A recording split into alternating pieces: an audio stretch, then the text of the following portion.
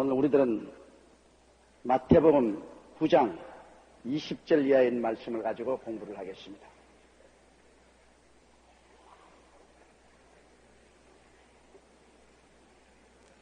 마태복음 9장 20절 이하를 우리 따라 읽겠습니다. 12해를 혈루증으로 앓는 여자가 예수의 뒤로 와서 그 겉옷을 만지니. 혈루병은 구약성경에 보면은 부정한 병입니다. 문둥병이나 혈루병이 걸린 사람은 앉는 자리가 부정하고 만진 물건도 부정하고 먹었던 음식 그릇도 부정하고 접촉한 사람도 부정해서 혈루병하는 여인이 있으면 그 가족들이 하나님께 나갈 수가 없어요. 그렇기 때문에 문둥병이나 혈루병하는 사람은 격리 수용됐어요. 내가 볼 때는 이 혈루병 앓는 여인은 가족들에게 격리 수용되어 가지고서 아마 혼자 외롭게 사는 그런 처지에 있는 것 같습니다. 성경에 보면 그 가족들이 그를 고치려고 온갖 약을 다 쓰고 온갖 이웃에게 고통을 다 당했으나 병은 나아지지 않고 점점 악해졌다고 말했습니다. 어떤 병은 여러분 치료하면 받으면 받을수록 더 병이 악화된 병이 있습니다.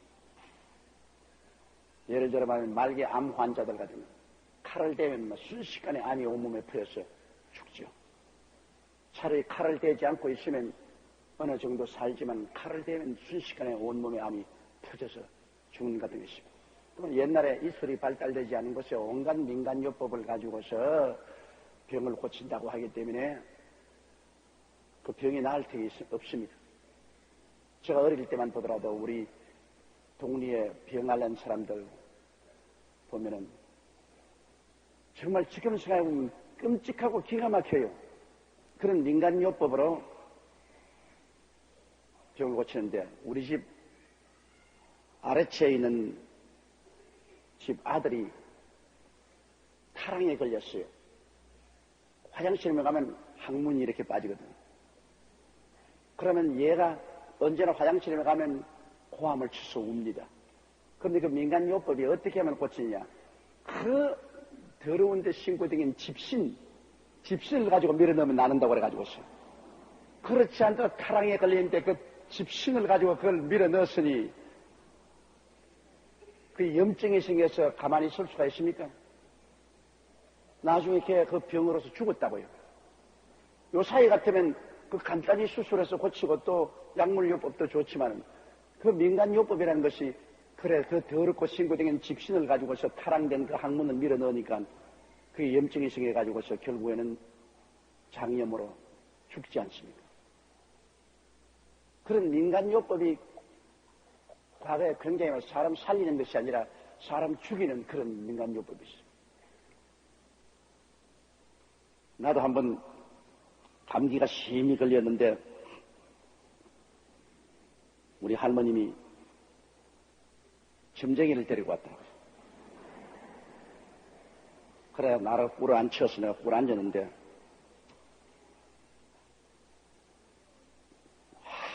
손을 벌릴 더니만 목신이 들렸다고 하는 거예요. 왜 목신이 들리니까 며칠 전에 그 과수원에 나무 하나를 아버님이 잘랐는데 그 목신이 노했다는 겁니다. 그래가 내게 덮쳤다. 아이고, 시퍼런 칼을 가지고 내 머리에 이러는데 소름이 쫙쫙 끼쳐. 그러고 난 다음 물을 덮어 쓰고 그 민간요법을 했는데 물을 덮어 쓰니까 그냥 더 감기가 들려가지고 내가 죽을 뻔다. 또 한 번은 제가 여기에 큰 데가 나서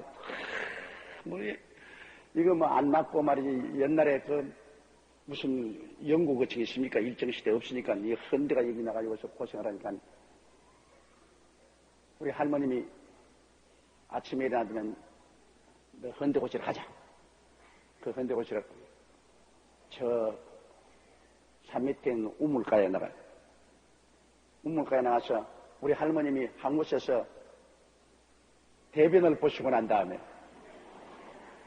그 똥을 가지고 와서 내 얼굴에 닿지만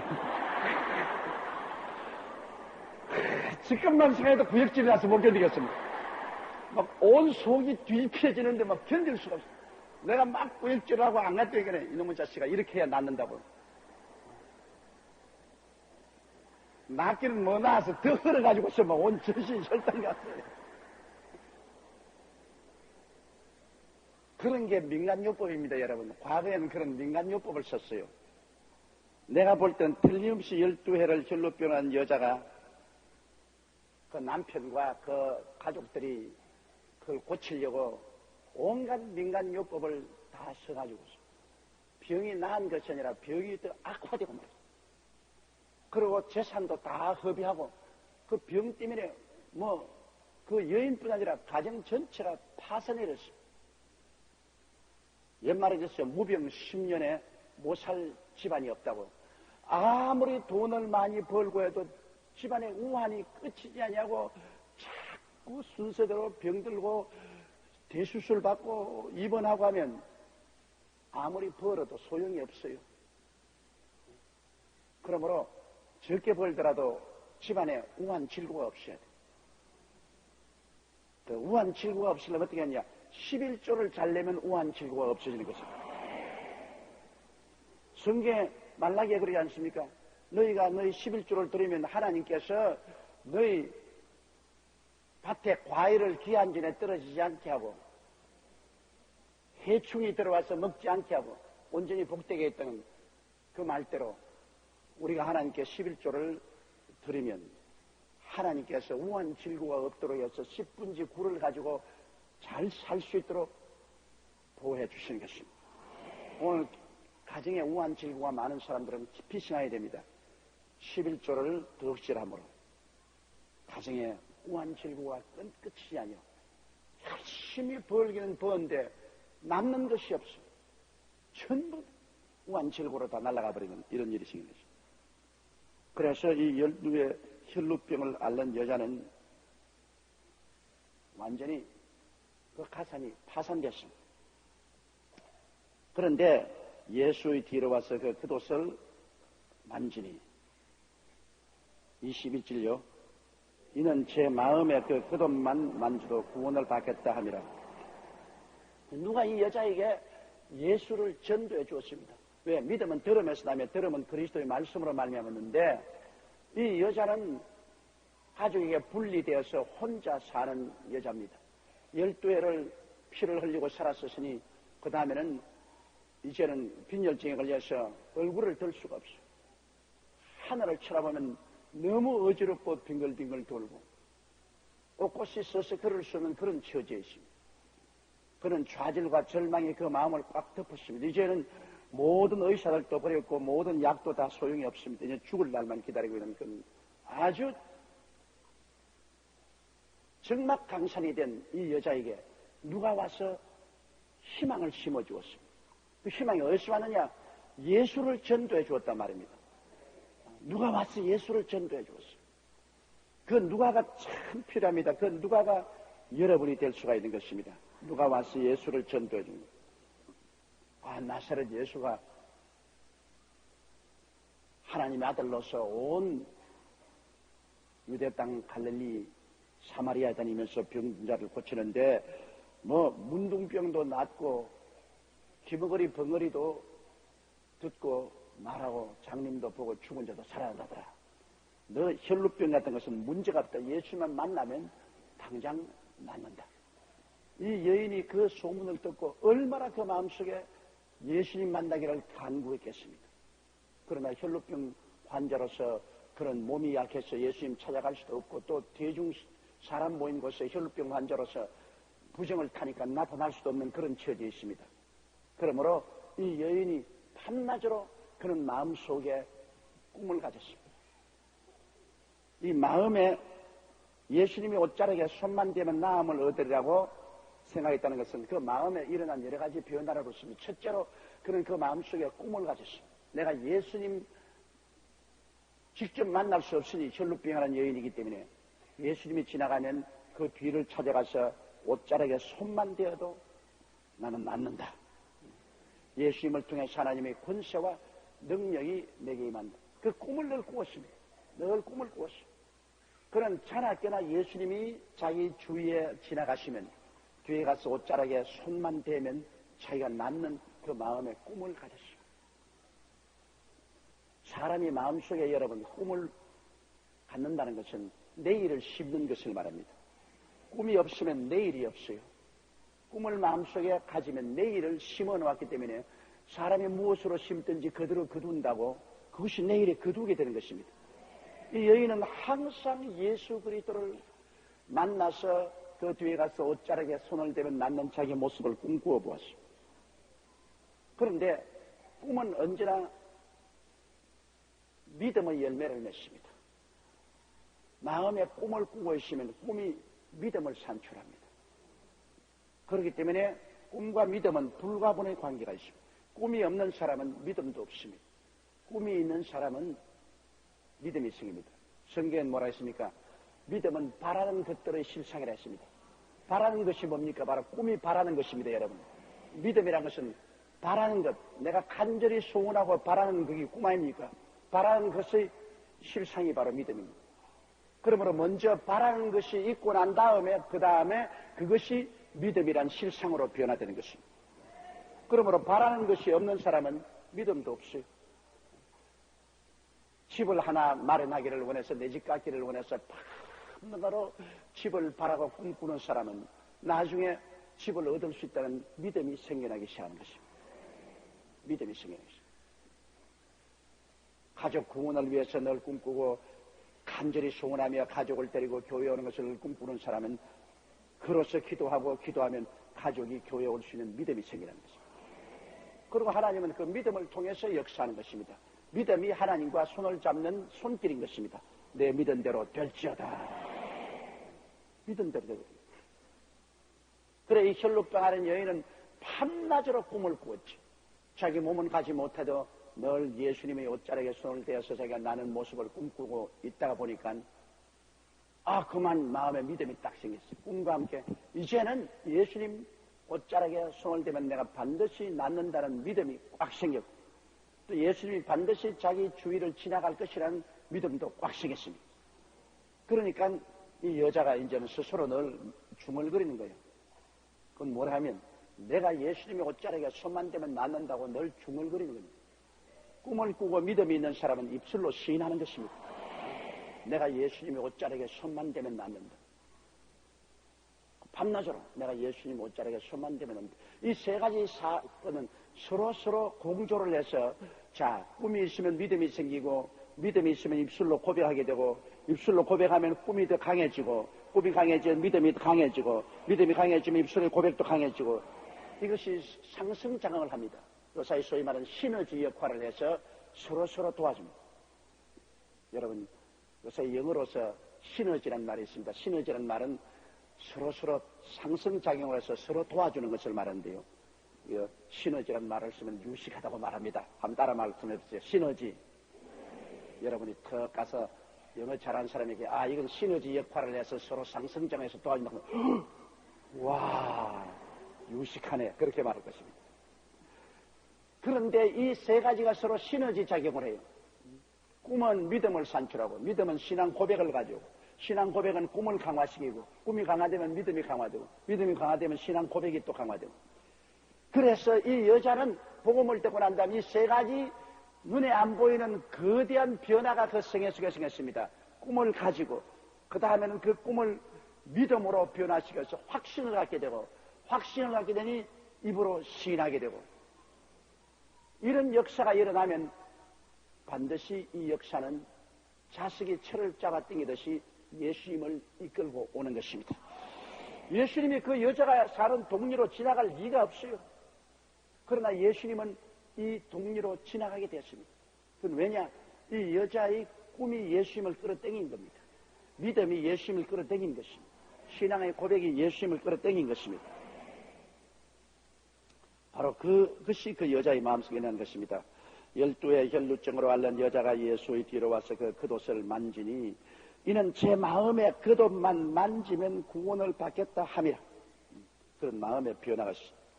22절요. 예수께서 돌이켜 그를 보시며 가라사대 따라 안심하라 내 믿음이 너를 구원하였다 하시니 여자가 그 시로 구원을 받으니라. 근데 이 마태복음은 이렇게 간단하게 말했는데 마가복음이나 누가복음은 좀 더 부연해서 말합니다. 예수님이 뒤를 돌아보시고 누가 내 몸에 손을 대었다. 그러니까 베드로가 말해 주여 이 많은 사람이 주님을 애워싸고 주님을 밀고 땡기고 주님 옷에 손을 대는데 누구 한 사람 되었다고 어떻게 말합니까? 아니라 내 몸에서 능력이 나갔다. 그러자 이 여인이 떨면서 나와서 자기에게 일어난 일을 말하니까 주님이 따라 안심하라 내 믿음이 너를 구원하시니 평안히 가라고 했다고 기록하고 있는 것입니다. 예수님이 지나가는데 많은 사람이 예수님을 애워싸고 예수님의 몸에 손을 대고 예수님을 만져보고 했습니다. 그러나 다른 사람에게는 아무런 기적도 일어나지 않았습니다. 준비된 사람에게 하나님의 역사가 일어나는 것이죠. 준비되지 않은 사람에게는 역사가 일어나지 않습니다. 물을 받겠다고 장독을 열어놓은 그게 비가 오면 물이 고이지. 장독을 덮어놨는데 물이 고입니까? 하나님 축복받기 위해서는 준비돼야 됩니다. 이 여인은 꿈이 있고 믿음이 있고 신앙 고백이 있어 준비되었기 때문에 주님이 옷자락에 손을 대자마자 주의 능력이 흘러들어갔지만 다른 사람 꿈도 갖지 않고 믿음도 갖지 않고 신앙 고백도 없는 사람이 아무리 손을 댄들 무슨 소용이 있습니까? 사람에는 언제나 준비된 사람에게 미래가 다가옵니다. 우리 김대중 대통령께서 선거운동할 때 준비된 대통령이라고 늘 말하지 않았습니까? 나는 준비된 대통령이다. 그와 같이 준비된 사람에게 미래가 있는 거예요. 우리가 늘 준비해야 돼요. 준비하지 않고 그냥 있으면 미래가 와도 그것은 지나가고 마는 것입니다. 예수님이 그곳을 지나가는데 준비된 이 여인에게는 주님의 큰 기적이 임하여서 치료가 임했지만은 준비하는 사람에게는 아무런 역사도 나타나지 않았었습니다. 이러므로 우리 주님께서는 내가 너를 고쳤다 말씀하지 아니하시고 내 믿음이 너를 고쳤으니 평안이라. 우리가 준비되어 있으면 주님이 능력을 베풀어 주십니다. 우리가 믿음의 준비를 해야 돼요. 주님 보고 왜 안 고쳐줍니까? 할 이유가 없습니다. 우리 믿음의 준비가 되면 주님이 고쳐주시는 것은 당연하지만 언제나 주님이 내 믿음이 너를 구원했다고 말했지 내가 너를 고쳤다는 말 안 하십니다. 우리는 우리의 믿음을 늘 준비하는데 그것이 하나님 말씀을 듣고 꿈을 가지고 그 다음에는 꿈이 기도를 통해서 믿음을 산출하고 믿음이 생기면 그 다음 입술로 고백하고 그러게 되면 주님이 찾아오시는 것입니다. 여러분 그러므로 여러분 항상 마음속에 꿈을 심으십시오. 꿈을 심으면 내일을 거둘 수 있습니다. 꿈이 없는 백성은 망한다고 성경은 말하고 있는 것입니다. 우리의 꿈은 십자가를 통해 심어야 되는 것입니다. 우리의 꿈은 다른 데서 아무나 꿈을 심을 수가 있나요? 콩 심은 데 콩 나고 팥 심은 데 팥 나는데 하나님의 은혜의 씨앗을 심기 위해서는 십자가를 쳐다봐야 됩니다. 그럼 십자가에서 우리가 꿈을 심을 수 있어요. 십자가에서 용서와 의를 심을 수가 있습니다. 나는 용서받고 의롭게 될 수 있다는 꿈을 심을 수 있어요. 나는 하나님과 화해하고 하나님의 자녀가 되고 권속이 되고 하나님의 축복을 받은 친자녀가 된다는 꿈을 십자가를 통해 심을 수가 있습니다. 십자가를 통하여 제가 우리 연양것을 친히 담당하시고 병을 짊어지고 가셨기 때문에 치료함을 받을 수 있는 꿈을 심을 수가 있습니다. 병원에서 의사는 불러서 당신 이제는 석 달밖에 못 살아요. 당신 한 달밖에 못 살아요. 당신은 1년 내에 죽어요. 좌절과 절망하입니다. 그런데 십자가를 쳐다보면 그럼에도 불구하고 꿈을 가질 수가 있습니다. 십자가에서는 제가 연약한 것을 친히 담당하시고 병을 짊어지고 가셨다. 제가 채찍에 맞음으로 너희가 고침을 받았다. 꿈을 심을 수가 있습니다. 꿈을 가지. 십자가에서 치료의 꿈을 꿀 수가 있습니다. 내 현실이 아무리 병들고 고통스러워도 꿈을 꿀 수 있으면 그 꿈을 가지고서 기도하면 믿음이 생겨나고 신앙 고백이 생겨나고 기적이 생겨나게 되는 것입니다. 십자가를 바라보고 내 어려운 환경에서 가시밭 은극히를 제끼고 아브라함의 축복을 받아 사는 꿈을 가질 수가 있다. 내 삶이 가시밭길이 되어서 가정도 가시밭길이고 사업도 가시밭길이고 생활도 가시밭길에 피투성이가 되어서 고통 속에 몸부림을 친 오늘 IMF가 우리 한국의 가시밭길 아닙니까? 그 가시밭길을 바라보고 고함치지 말고 고개를 들어 그리스도를 취하보면 예수께서 쇠가시에 찔리고 예수님께서 가시로 엮은 면류관을 쓰시고 매달려 있습니다.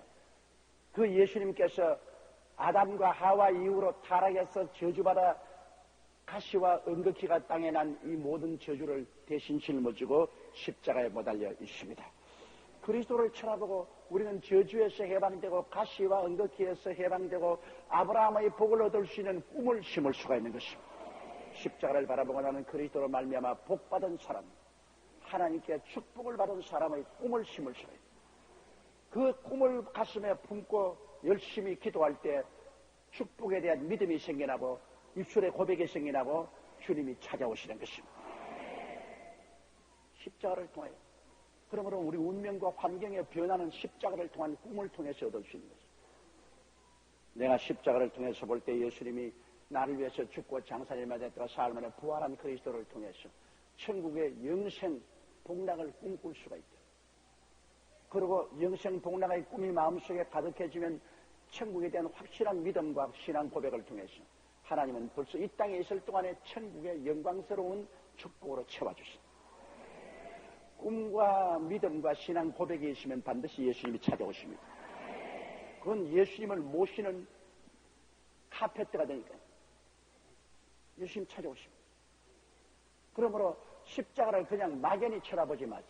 십자가를 쳐다보고서 그곳에 내가 꿈을 심어야 되는 것입니다. 내가 그리스도와 함께 죽고 장사지냄 받고 그리스도 안에서 부활해서 왕같은 제사장으로서 이제는 종도 아니요 노예도 아니요 다스리는 자로서 생명 안에서 왕노릇하며 사는 자기의 모습을 항상 상상해보고 꿈꾸어 보십시오. 그리고 기도하시라고. 꿈이 있고 기도하면 믿음이 생겨나는 것입니다. 꿈도 없이 바라는 것도 없이 기도하면 믿음의 실상이 생겨나지 않습니다. 믿음은 바라는 것들의 실상이에요. 바라는 것, 꿈이 먼저 오고 그 다음에는 믿음의 실상이 다가오게 되는 것입니다.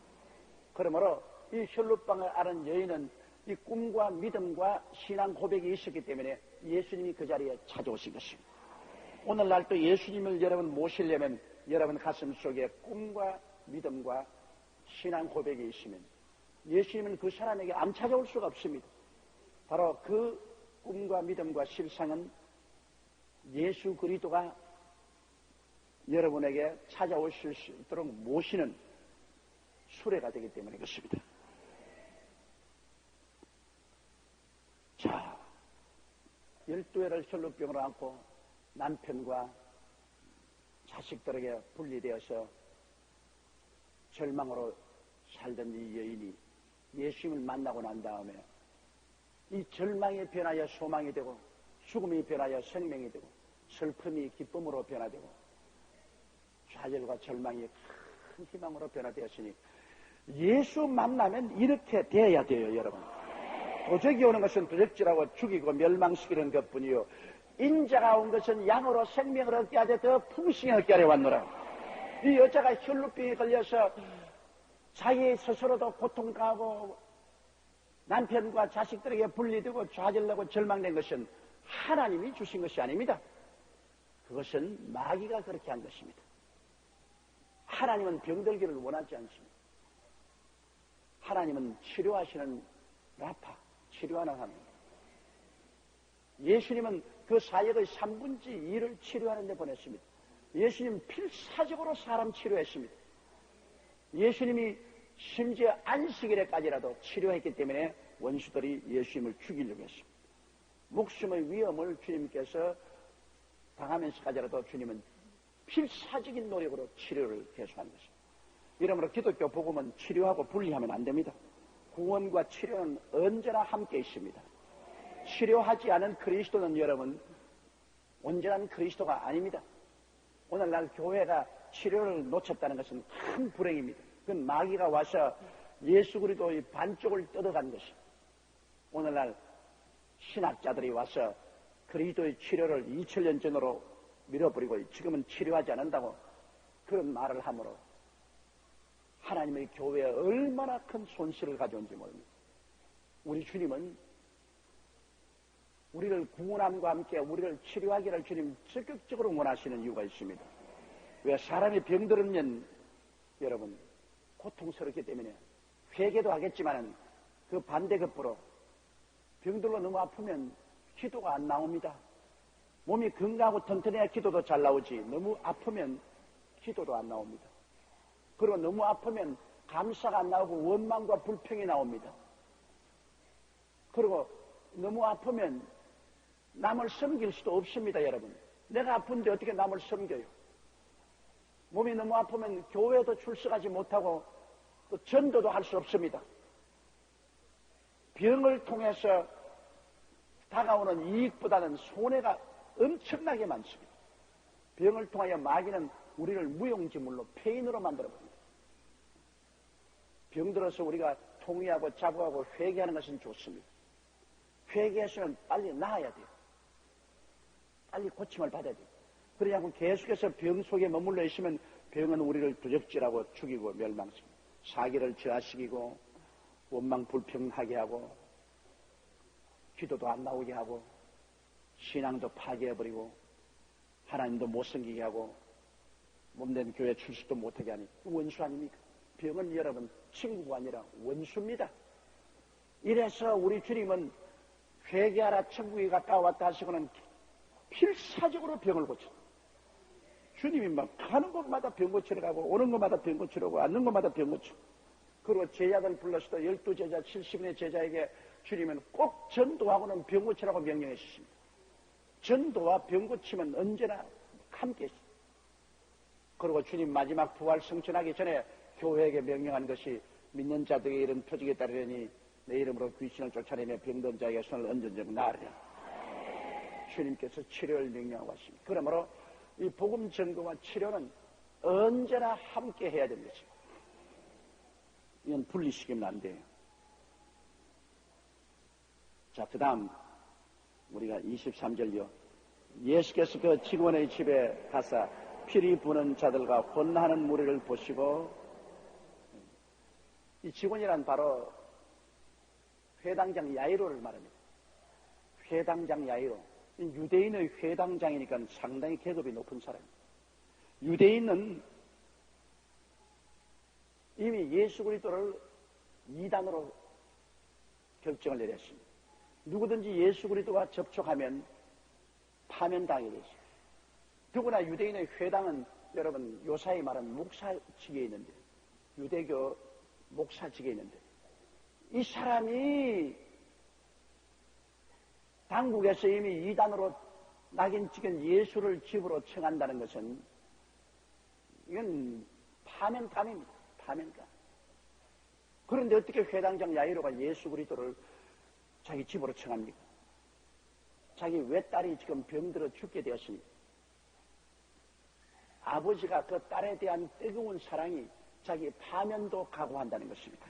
그러니까 부모가 자식을 사랑하는 그 사랑은 천륜입니다. 하늘이 준 사랑이기 때문에 그게 조건이 없어요. 그가 볼진데 종교적으로 봐서는 유대교에서 예수를 이단으로 취급하고 예수님과 교제하면 파면한다고 했는데도 불구하고 야이로는 보니까 분명히 예수님은 많은 사람을 고치거든요. 예수님께 가는 사람마다 병이 낫거든요. 그러니까 유대교고 파면이고 내 딸 보고 살려놓고 보자. 딸이 사는 것이니까 난 살려야 되겠다. 이런 아버지의 뜨거운 사랑 때문에 자기가 파면될 각오를 하고 자기의 주택으로 예수님을 청해온 것입니다. 이거 보면 참 사랑이라는 것은 어떠한 장벽도 뛰어넘는 것입니다. 사랑은 위험도 뛰어넘어요. 그래서 예수님이 그 집에 오니까 그 집에 말이지 피리 부는 자들과 혼화하는 무리가 와서 막 피리 불고 야단이. 왜? 회당장이면 유대인의 지도자이기 때문에 꽤 돈도 있고 잘 삽니다. 그런데 유대 나라에서는 여러분 사람이 죽으면 그 집에 참 장례를 잘 지냈다 이렇게 칭찬되려면 우는 사람이 많아야 돼요. 통곡한 사람이 많아야 돼요. 막 피리 불고 막 그냥 뭐 장구 치고 막 통곡 소리가 천지를 진동하면 저 집에 참 장례식 잘 지낸다. 그렇게 하기 때문에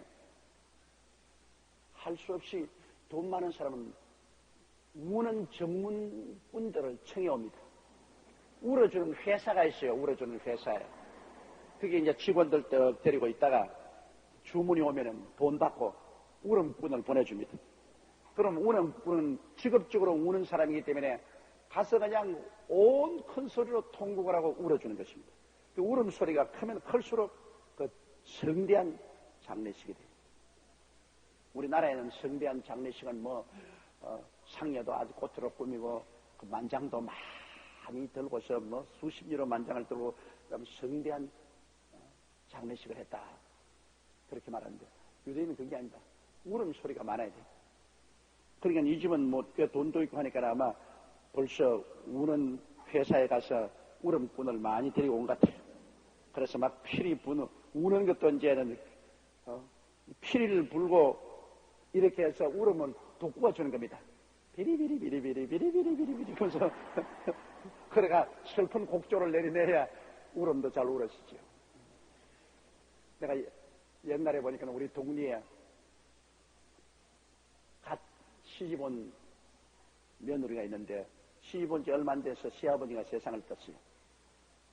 그래가지고서 이제 우는데 자, 시집 온 지 얼마 안 돼가 시아버지 죽었는데 무슨 정이 붙어서 눈물이 나겠어요.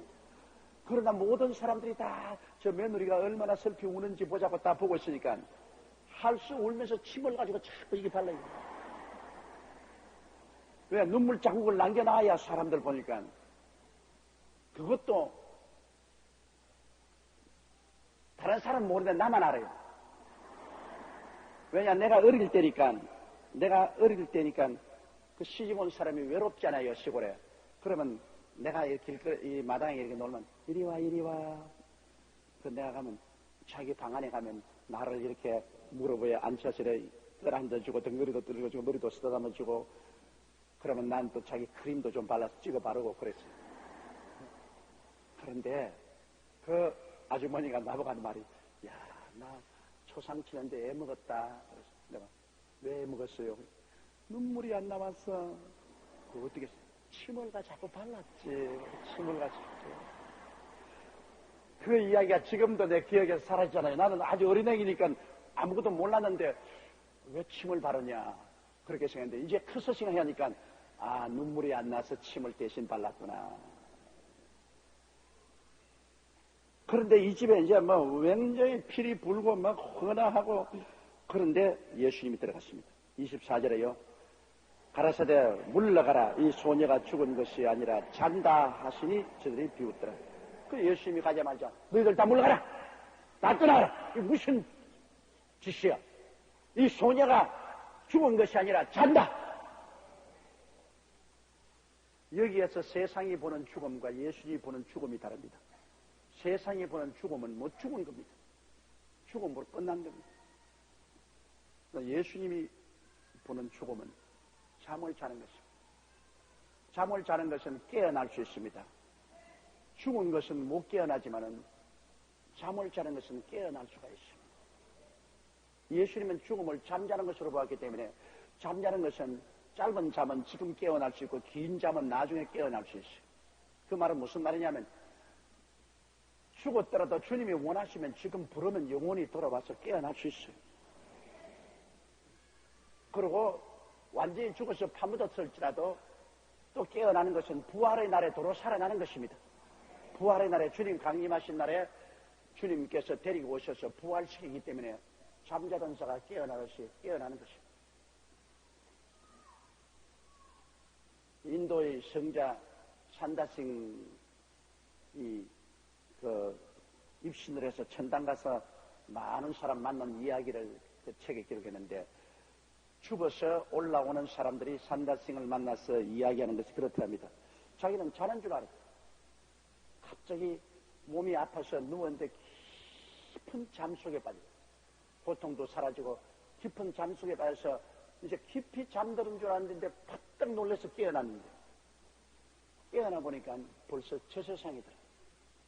자기는 깨어나서 보니까 자기가 누워있는 시체가 보이고 가족들이 와서 울고 조문객들이 왔다 갔다 하는데 아무리 말을 해봤자 벌써 세상이 달라지기 때문에 말이 통하지 않더라.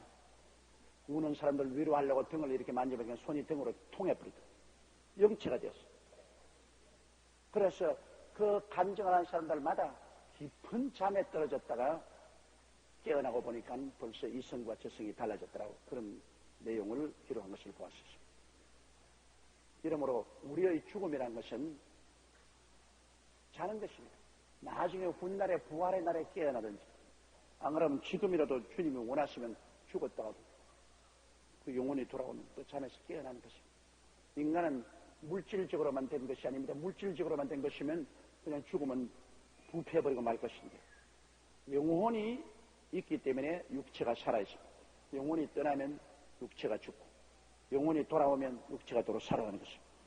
그렇기 때문에 주님께서는 이 소년은 주님이 영혼을 마음대로 불러올 수 있는 권한이 있습니다. 주님은 절대 주권자니까. 그러므로 주님이 불러오면 깨어날 테니까, 깨어나니까 자는 거 아닙니다. 그러니까 사람들이 이 말을 듣고 비웃었습니다. 아이고 웃기는 소리 안 해. 지가 뭐 잘났다고 죽은 소녀를 보고서 자기는 뭘 자 죽었는데. 25절요. 무리를 내어 보낸 후에 예수께서 들어가사 소녀의 손을 잡아 심에 일어난지라. 무리를 다 내보낸 거예요. 왜냐하면 불신앙을 가진 사람을 다 내보냈습니다. 안 믿는 사람이 주위에 구경꾼들이 모여있으면 믿음의 역사가 일어나잖아요. 예수님께서는 제자들도 여기에 12제자 다 데려지 않고 믿음이 강한 베드로와 야고보와 요한과 어린아이의 부모 이외에는 아무도 못 따라오겠어요. 베드로와 야고보와 요한 믿음이 강한 자와 부모만 데리고 주님 들어갔습니다. 그리고 믿음이 없이 막 권하는 사람 다 내어 쫓아버렸습니다. 이처럼 우리가 큰 기적의 역사를 행하려면 믿는 사람들이 뭉치야지, 불신앙의 사람들이 뭉쳐있으면 기적이 역사하지 않습니다. 예수님이 나사렛에 갔을 때는 예수님을 믿어주지 않기 때문에 주님이 큰 기적을 행하실 수 없었다고 말했습니다. 몇 사람에게 안수하여 병을 고쳤지 큰 기적을 행하실 수 없었다고 말했습니다. 그러므로 불신앙을 가지고는 주의 역사를 절대로 체험할 수 없습니다. 믿음이 없이는 기쁘시게 못하느니 하나님께 나아가는 자는 저가 반드시 살아계신 것과 저에게 간구하는 자에게 상 주시심을 믿어야 할지라고 말합니다. 믿음을 통해야 주님이 역사합니다. 불신앙의 사람들이 뭉쳐있으면 하나님의 기적이 나잖아요. 제가 이 해외 선교를 많이 다니면서 느끼는 것은 뭐냐면, 어떤 나라는 가면 참으로 기사와 이적이 많이 나타나요. 그 나라는 믿음이 아주 많은 나라입니다. 어떤 나라는 기독교에 대해서 반항심이 많고 믿음이 적은 나라입니다. 그냥 무척 믿음이다. 기적이 잘 나타나지 않아요. 사람들이 의심하는 사람이 많이 있기 때문에 의심하는 파장이 회방을 끼치므로 굉장히 기적이 나타나기가 힘이 드는 것입니다. 근데 예수님께서 들어가서 그 소녀를 잡고서 달리다곰, 따라 일어나라. 그러니까 그 딸은 죽어서 영혼이 낙원에 가 있었겠죠. 즉시로 주님이 호출하니까 불러서 몸에 들어오니까 몸이 살아났어요. 우리가 과학적으로 보면 죽은 사람은 심장도 끝이고 피도 다 굳어지고 몸도 경직되고 부패가 시작되는데 도저히 살아날 수 없다 그러는데, 이상하게 영혼만 돌아오면 도로 다 살아나요. 영혼 없는 몸이 죽은 것 같이. 영혼이 돌아오면 중지된 심장, 굳어진 혈액, 경직된 모든 육체의 조직, 이게 다 살아나요. 문제는 우리 영혼이 참 생명의 근본입니다.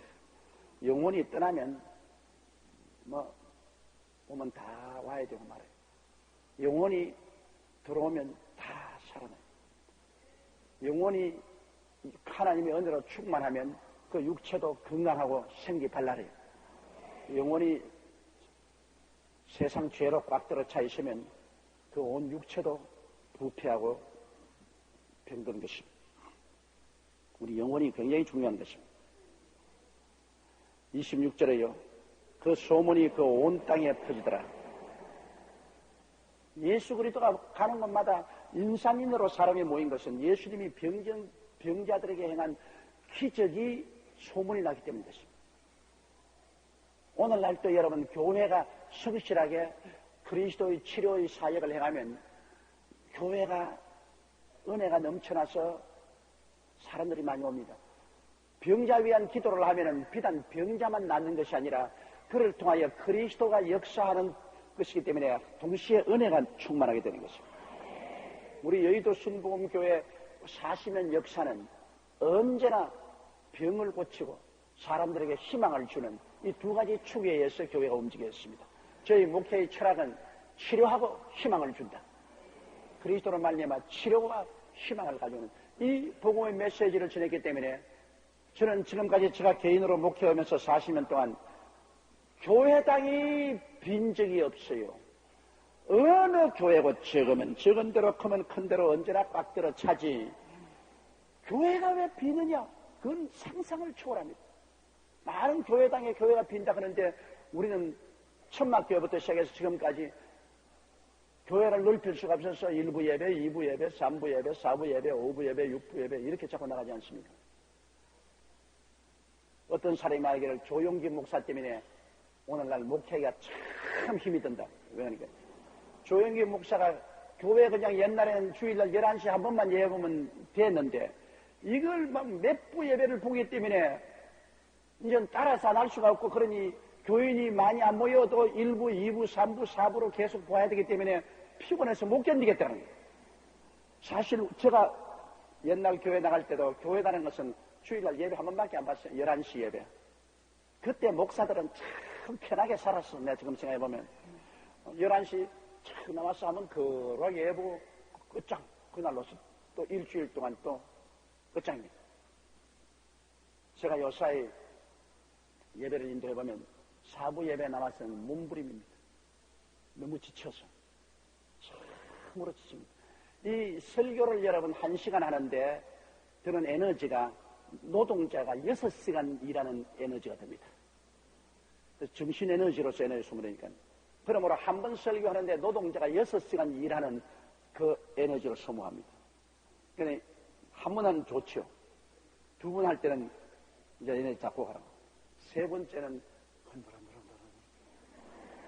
그냥 그거 성도들에게 안 보이려고 다리에 힘 착 주고 그 세 번째는 그 몸부림은 말로 다 할 수 없어. 내가 그래서 그 세 번 설교하고 내려올 때마다 내가 늘 마음속에 이야 옛날 교회 목사들 팔자 좋았다. 11시 한 번만 예배보고 가면 얼마나 편하냐. 왜 이렇게 힘이 드냐. 우리 장로님들도 이제 나이도 있고 하니까 세 번 보지 말라고 자꾸 그렇게 하는데 또 사부 예배 나오는 눈이 새카맣게 쳐다보는 아물아물한 성도들이 있으니 내가 이거 나중에 나이 늙어서 힘이 없어 강당에 못 설 정도면 몰라도 안 그러고야 어떻게 안 설 수가 있나 목자의 마음에 이것도 팔자야. 팔자야. 자기가 원해서 하는 팔자니까 별 도리가 없어.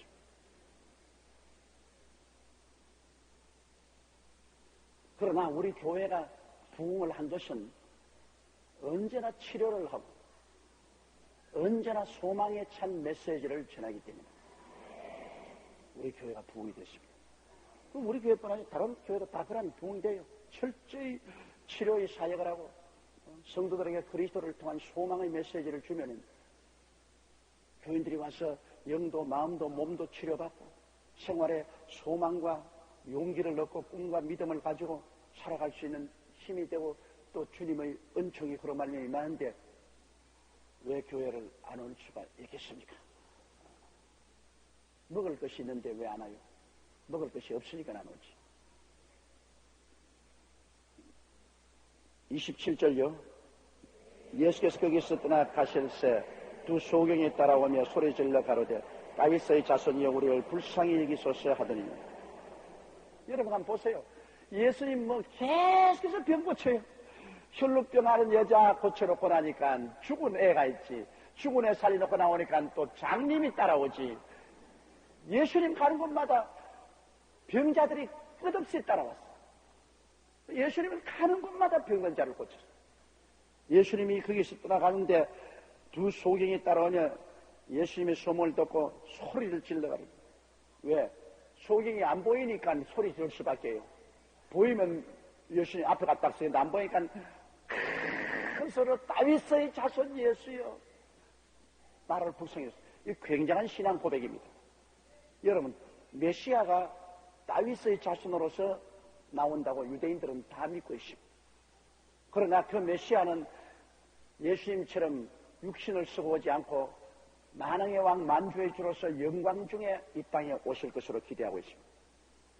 예수님이 동정녀 마리아를 통해서 태어나기 때문에 그건 다윗의 자손이 아니라고. 다윗의 자손이 아니다. 그건 메시아입니다. 그런데 이 장님들이 다윗의 자손이라고 말한 것은 예수님 당신은 바로 정통적인 유대인들이 기대하는 메시아라는 것을 인정하는 것입니다. 신앙 고백입니다. 이거는 유태인 정주 사회에서 절대로 그렇게 고백 못하게 하는 고백을 하는 겁니다. 예수님은 다윗의 자손이요 바로 우리의 메시아다. 올바른 신앙 고백입니다. 주님 향해서 올바른 신앙 고백을 하면 주님께서 언제나 응답하여 주시는 것입니다. 올바른 신앙 고백을 안 하면 주님께서 움직이지 않습니다. 나사로의 형제들도 그러지 않습니까? 마르다가 가서 주님이 여기 계셨더라면 우리 오라버니가 죽지 아니하겠나요? 예수님을 과거의 예수로 이제 주님이 여기 계셨다면 우리 오라버니 죽겠는데 지금은 와도 이미 이제 뭐 죽었으니까 주님 별 도리 없다. 과거의 예수님을 인정하고 현재 예수님을 인정하니까 주님이 움직이지 않으셨습니다. 그 다음 마리아도 그러니까 마리아도 역시 와서 주께서 계셨다면 우리 오라버니가 죽지 아니하겠나이다. 과거의 예수를 인정하고 현재 예수를 인정하는 신앙 고백을 잘못했습니다. 그러니까 예수님이 너희 오라버니를 어디 두었냐 무덤으로 가면서 울었었습니다. 왜 하나님의 아들이 울었었습니까? 나사로가 죽은 거 불쌍해서 우는 것 아닙니다. 왜? 예수님 살릴 것이니까 왜 울어요? 그들의 잘못된 신앙 고백이 예수님을 슬프게 만들었어요. 예수님은 어제나 오늘이나 영원토록 동일하시는데 과거의 예수님만 신앙 고백을 하고 현재 예수님을 신앙 고백해 주지 아니하므로 주님이 우셨습니다.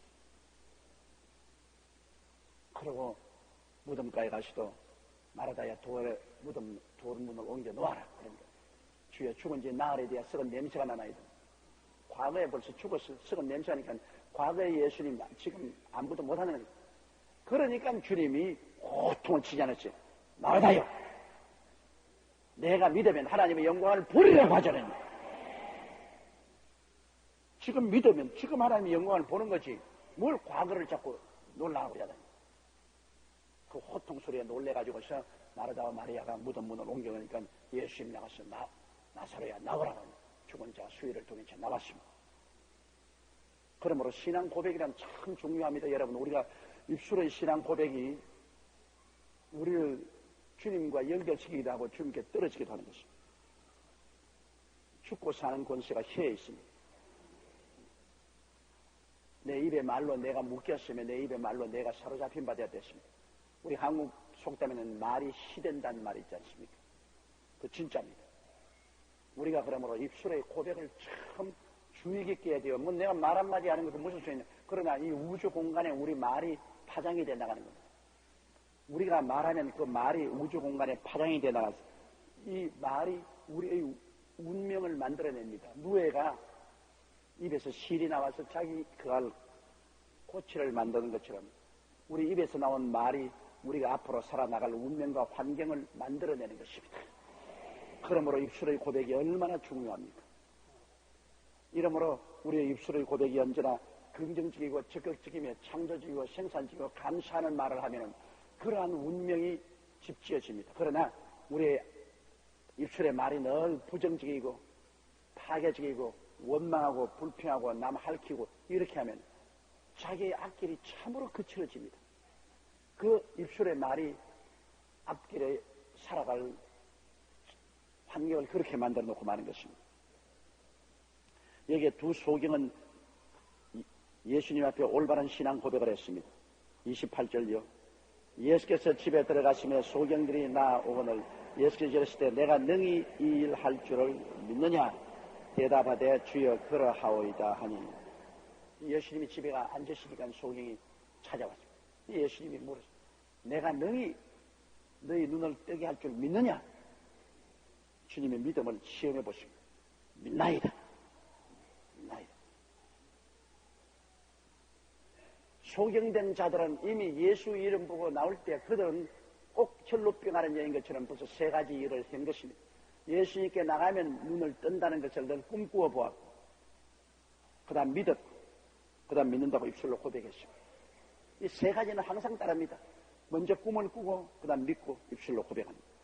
이 세 가지만 있으면 주님이 기적을 행하시는 것입니다. 주여 그러하오이다. 29절에 이에 예수께서 저희 눈을 만지시며 가라사대 너희 믿은 대로 되라 하십니다. 주님이 눈을 만지셨지만은 역사는 그들의 믿음을 통해서 나타나는 것입니다. 저들이 꿈을 꾸고 믿고 입술로 시인했기 때문에 그를 통해서 주님의 능력이 흘러들어가는 것입니다. 주님이 그들 눈을 어루만지면서 주님께서 내 믿은 대로 될지어다. 30절요. 그 눈들이 밝아진지라 예수께서 엄히 경계하시되 상가 아무에게도 알게 하지 말라 하셨으니 그 눈을 떴다. 장님이 눈을 뜨는 기적이 일어난 것입니다. 오늘날도 주님은 그런 기적을 못할 리가 만무하죠. 그날에는 너희가 내 안에 내가 너희 안에 있는 것을 너희가 알리라. 주님이 성령으로 더 우리 가차에 계시는데 문제는 우리의 믿음이 문제인 것입니다. 우리의 꿈, 우리의 믿음, 우리의 신앙의 고백, 준비된 사람에게 주님의 능력이 임하여 오시는 것입니다. 주님이 하도 선전하니까 병든 자리 많이 모임으로 죽게 해서 도저히 제자들을 가르칠 시간이 없어요. 제자들을 가르쳐야지. 장차 주님은 십자가에 못 박여 승천해야 되기 때문에 제자들에게 가르칠 시간이 없기 때문에 병든 자들이 오면 다 고쳐주었지만은 그러나 예수님은 더 시간을 내어서 제자들을 가르치기 위해서 병난 사람들 가서 선전 못하게 했습니다. 왜냐, 제자들만 잘 가르쳐 놓으면 이제는 앞으로 제자들이 나가서 다 전도하고 고칠 것이니까 제자들을 가르치고 키우는 것이 참으로 중요합니다. 자기 혼자 할 일을 제자들 가르치면 10명이면 10명, 수백 명, 수명이 할 수 있지 않습니까? 오늘날도 저도 그런 위치에 있습니다. 제가 혼자 병자 위에서 기도하고 복음을 전가하면 내 혼자지만은 우리 성도들을 제자화하면 많은 시간을 내서 교회에서 여러분하고 같이 성경 공부하고 가르쳐서 여러분을 깨닫고 여러분을 제자화시키면 내 혼자 할 것을 우리 교회 10만, 20만, 30명 이렇게 다 하면 얼마나 큰 역사를 베풀 수가 있지 않습니까? 제자화시키는 것이 굉장히 중요한 것입니다. 그 제자들은 가르쳐야 제자가 되지 안 가르치는데 제자가 안 돼요. 이러므로 여러분은 모두 다 순복음의 제자가 되어야 되는 것입니다. 오중복음과 삼중축복의 제자가 되어서 나가서 실천해야 될 것입니다. 31절요. 저희가 나가서 예수의 소문을 그 온 땅에 전파하니라. 하나님을 체험한 사람은 아무리 하지 말라고 입에 자갈을 먹여도 안 돼요. 지가 체험했으니까 너무나 감사해가지고서 가만히 있을 수가 있나? 뭐 온천에 내면서 나팔 불어 제끼는 거지. 나팔 불어. 사람이 전도하라 해도 전도 안 하잖아요. 그건 왜냐하면 지가 체험 안 하기 때문에 그런 것입니다. 체험 안 한 사람 보고 아무리 전도하려도 전도가 안 나오죠. 그러나 자기가 하나님의 능력을 체험하고 나면은 하지 마라 해도 자꾸 한다고. 이럴 수가 없는 곳마다 입을 열고 자랑을 해요. 그러므로 예수를 믿고 성령을 받으면, 성령의 불을 받으면 별 도리 없이 자기 체험한 것을 전도하게 되는 것입니다. 뭐 지 성령 받은 지나 성령 안 받은 내나 뭘 다르냐 그렇게 말할지 몰라도 그렇지 않습니다. 성령을 안 받은 사람도 믿음을 굳게 가질 수 있습니다만 체험을 안 했기 때문에 그들이 나가서 전도할 수 있는 그런 용기가 안 생깁니다. 성령을 받고 나면 체험을 했기 때문에 내가 하나님의 은혜를 체험했다. 그러므로 아무리 말 안 해도 체험한 것을 말하게 됩니다. 병고침 받은 사람, 병고침 받기 전에는 뭐 할 말이 없지만은 주의 능력과 기적으로 병고침을 받고 나면 체험이 있으니까 말하게 돼요. 또 기도 응답해서 하나님의 역사가 일어난 것을 체험한 사람은 말을 하게 돼요. 그리고 또 자기가 체험한 것을 말할 때 힘이 있습니다. 남의 주어 들은 말로 말하시는 힘이 없어. 내가 이렇게 체험해도 그것이 가장 힘이 있습니다. 우리가 전도할 때 자기가 체험한 것을 말하는 것보다 더 큰 힘이 없습니다. 체험한 것을 말하면 다른 사람도 자, 무슨 일인지 귀를 기울여 들어봐요.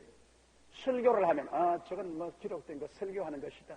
별로 관심 안 하겠지만 체험하는 데는 체험해봐. 들어보려는 것입니다. 이러므로 여러분은 하나님 앞에 많은 체험을 구하십시오. 우리가 말씀을 통해서 믿음으로 구원받았으면 우리가 많은 체험을 구하고 체험하면 할수록 우리는 더 증거가 강해지고 더 할 말이 많아지게 되는 것입니다. 그 다음 32절요. 저희가 나갈 때 귀신 들려 벙어리 된 자를 예수께 데려오니. 자, 이게 말이 아닌 말. 이건 뭐 장님이 도로 집에서 안 돌아오나 또 나가니까 또 귀신 들리고 벙어리 된 사람이 안 돌아오나. 예수님 계신 곳은 몰병자투성이에요. 몰병자투성. 그런데 여러분 교회가 부흥이 되면요, 이 병자와 귀신 들린 사람이 굉장히 많이 옵니다. 내가 불광동에 있을 때도 그 천막교회 성한 사람은 거의 오고 전부 병신들만 모였어요. 참 어떤 데 보면 답답해요. 그거 가보면 사지가 성한 사람은 없어. 전부 이런 사람들, 이런 사람들, 전부 병자들, 이런 사람만 쭉 와서 아주, 아유, 이거 참, 이렇게 목회해서 어떻게 안 하시면 생각이 났는데. 그러나 그런 사람들하고 같이 엎드려 부러지어 기도하니까 그 사람들은 절박하기 때문에 장난삼아 믿지 않습니다. 운명을 걸어놓은 절박한 사람이기 때문에 그냥 통에 자복하고 통성기도도 그냥 아니라면 목숨을 바쳐놓고 벌어지는 겁니다. 통성기도하고. 그러니까 기적이 많이 나타납니다. 그래서 기적이 나타나서 성한 사람이 되고 성한 사람이니까 또 자기 같은 사람 자꾸 데리고 오고 이래서 한참 부흥이 될 때는 병든 자와 귀신 들린 자가 굉장히 많았습니다. 그래서 사람들에게 비난받기도 했을 때 저 교회는 말이지 전부 병든 자와 귀신 들린 사람만 모였다. 비난도 받았습니다. 그러나 부흥할 때 그런 역사. 예수님 보세요. 그저 따라오는 것이 혈루병 여자가 따라오지요. 죽은 자 집에 가지요. 들 앉으시니 장님이 따라오지요. 나오니까 또 벙어리 귀신 들린 사람 따라오지요. 그러나 그리스도는 우리를 구원하는 자이기 때문에 구원이 필요한 사람들이 찾아오게 되어 있습니다. 건강한 자에게는 의원이 쓸데없고 병든 자에게 쓸데있나니라. 병든 예수님은 의원입니다. 영혼의 의원이요 육신의 의원이기 때문에 영육 안에 병든 자가 예수님을 찾아오게 되어 있어요. 건강한 자만 찾아오는 것이 아닙니다. 저희가 나갈 때 귀신 들려 벙어리 된 자를 예수께 데려오니. 그런데 여기 보십시오. 이 벙어리가 되는데 보통 된 게 아니라 귀신이 들려 벙어리 돼. 모든 벙어리가 다 귀신 들린 건 아니겠지만은 그러나 또 귀신이 들려서 벙어리 된 사람 많아요. 모든 귀머거리가 다 귀신 들린 건 아니지만은 귀신 들려 귀머거리 된 사람 많아요. 모든 장님이 다 귀신 들려된 건 아니지만은 또 귀신 들려 장인된 것도 많아요. 병이 다 귀신 들려 병든 것은 아닙니다. 자기가 과로해서 병이 들기도 하고 또 부상을 당하여 병들기도 하고 음식 잘못 먹어서 병들기도 하고 그런 병도 있지만은 순수하게 귀신이 와서 눌러서 귀신이 들려서 눌려서 그런 병도 많습니다. 이러므로 모두 다 귀신 들려서 병든 건 아니지만은 또 병이 귀신의 작용 아니고 병든다고도 말할 수가 없습니다. 이렇기 때문에 우리는 그걸 잘 분리해서 병자 위에 기도할 때 귀신 들린 것은 반드시 귀신을 내어 쫓아야 병이 낫습니다. 귀신으로 안 온 것은 그냥 안수하고 기도하면 낫지만 귀신 들린 것은 그냥 안수해서는 안 돼요. 귀신 들린 것은 반드시 귀신을 내어 쫓아야 되는 것입니다. 33절에요. 귀신이 쫓겨나고 벙어리가 말하거늘 무리가 기이 여겨 가로되 이스라엘 가운데 이런 일을 본 때가 없다. 예수님이 귀신을 쫓아내니까 귀신이 음성 호들을 딱 잡고 말 못하겠다고 귀신이 쫓겨나가니까 음성이 열려서 마음대로 말해요. 그러니까 사람들이 보고 놀라고 이스라엘에 이런 것을 본 때가 없다. 예수님은 치료자인 것입니다. 34절요. 바리새인들은 가로되 저가 귀신의 왕을 빙자하여 귀신을 쫓아낸다 하더라.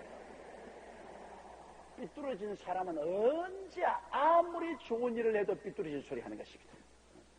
사람의 마음이 순수하고 좋아야지 삐뚤어진 사람에게 아무리 좋은 일을 해도 늘 삐뚤어진 소리예요. 그래서 사람이 여러분 이 세상에 삐뚤어진 마음을 갖지 말아요. 착한 마음을 가져요. 착한 마음같이 비단길같이 좋은 것 없어.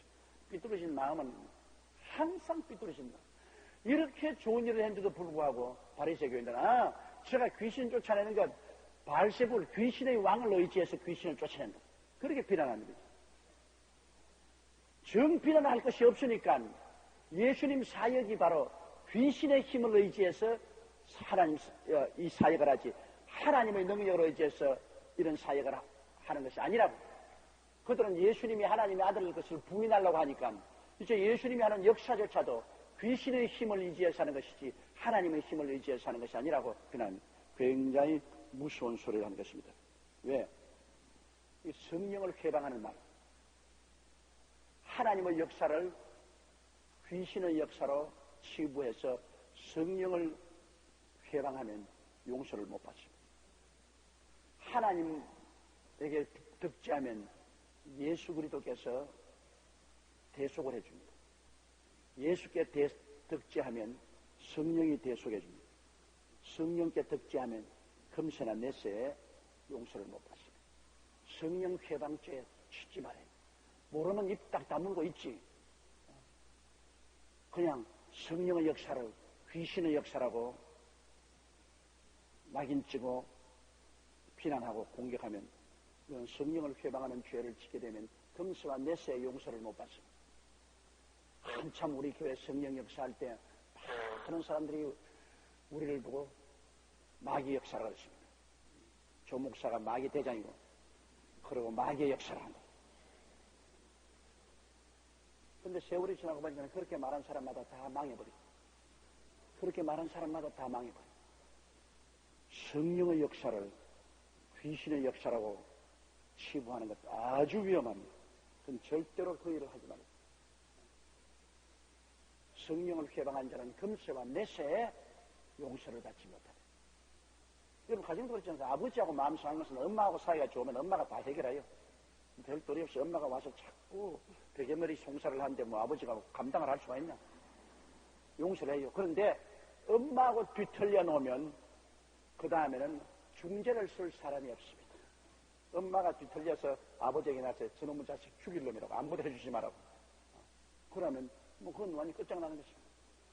그러므로 아들, 딸들이 부모에게 상속회를 좀 톡톡히 받고 사랑받으려면 엄마하고 친해야 돼요. 아버지하고 친해봤자 별 도리 없어. 아버지하고 친해봤자 엄마가 와서 막 쥐어 털면 뭐 그건 뭐 별 도리 없어. 아버지가 어찌할 도리가 없거든.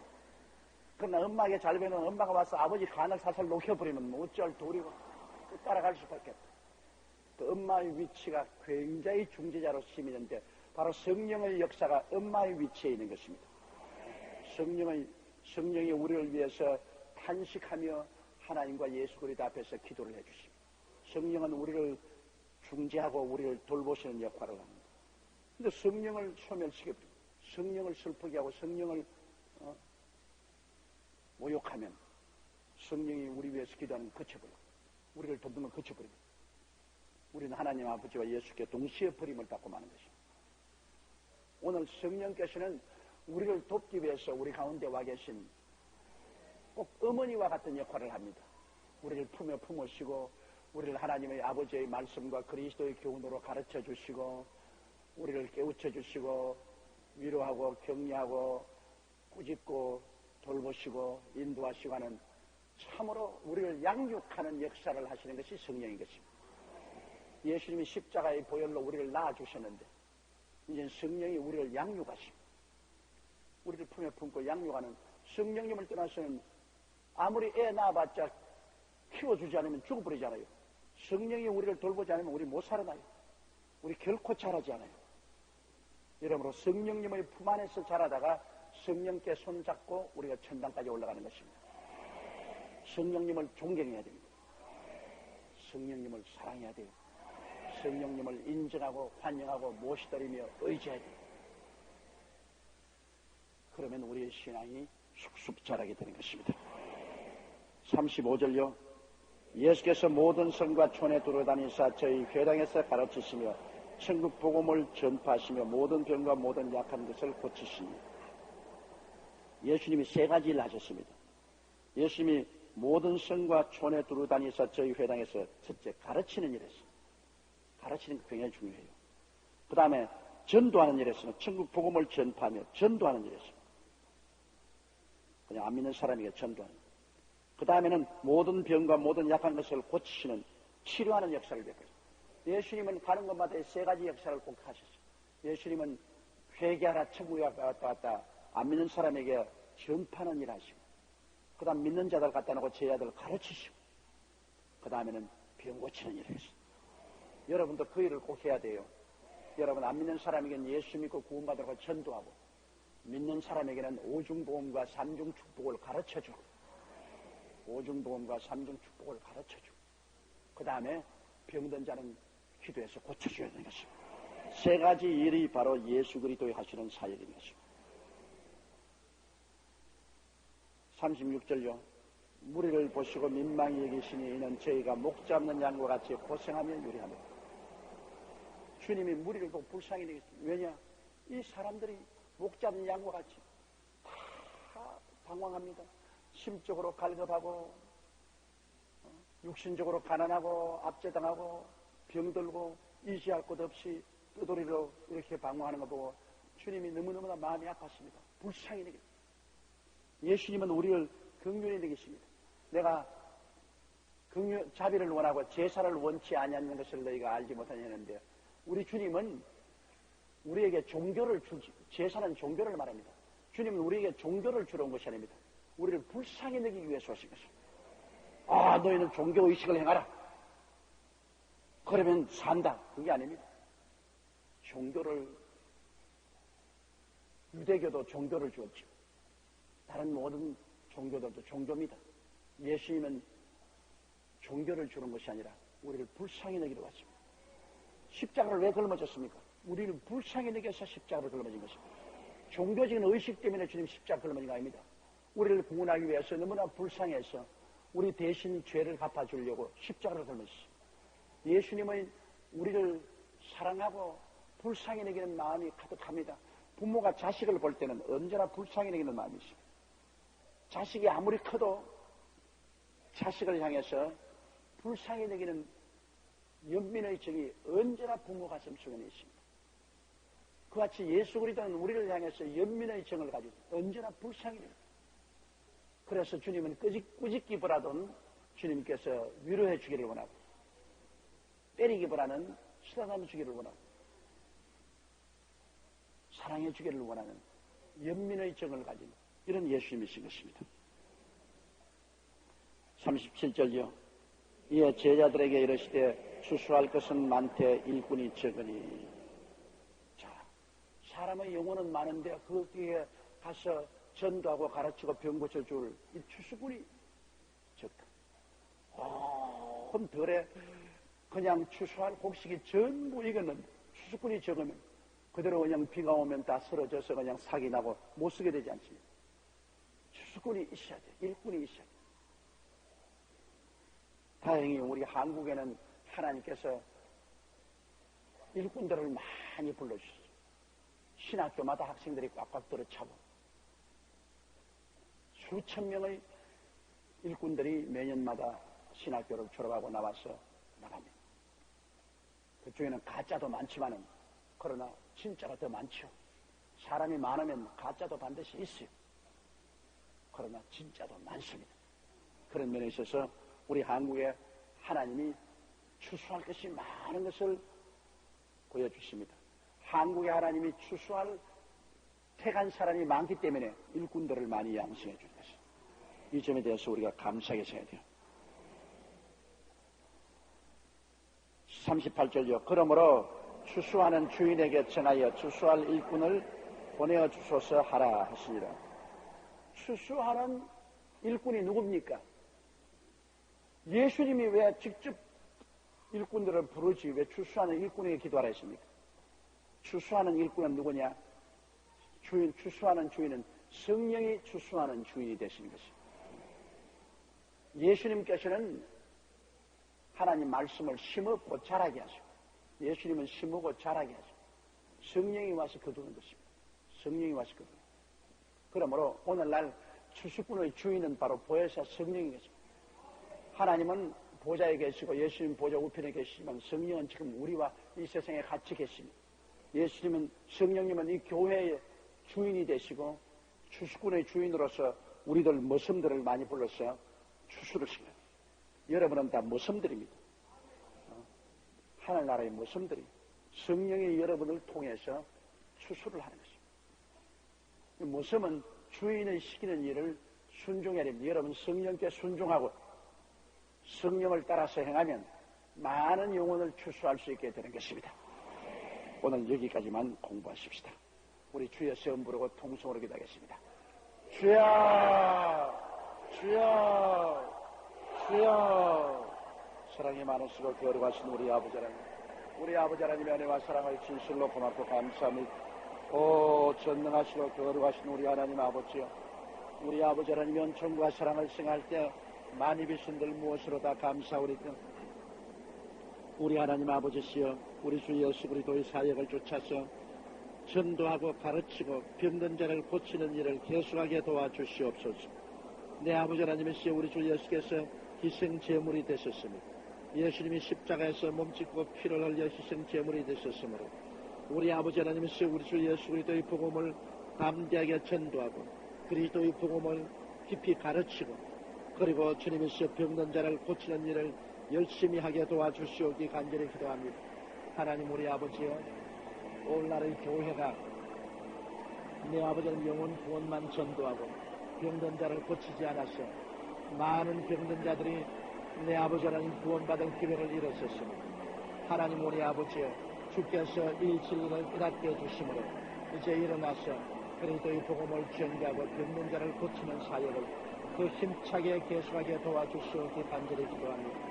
우리 아버지 하나님이시여, 주의 성령께서 제게 깨우침을 주셨으므로 제가 치료하는 역사와 성도들에게 희망의 메시지를 주는 일을 계속해 왔습니다. 나의 거룩하신 아버지 하나님이시여, 아버지 하나님이시여 소망의 복음을 전파했습니다. 나의 거룩하신 아버지 그 결과로 주님께서 많은 축복을 주셨고 그리고 교회가 주님이시여 왕성하게 자라게 되었습니다. 하나님 우리 아버지여, 그러므로 주의 시름으로 간구하오니 우리 주님께서 성령으로 제게 깨우침을 주시고 아버지 하나님이시여, 제가 더욱 주님 앞에 변화받고 근신되게 도와주시옵소서.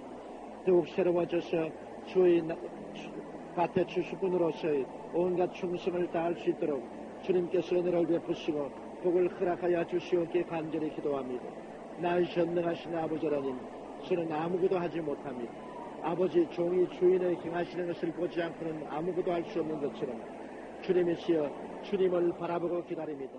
주인이 종이 일할 때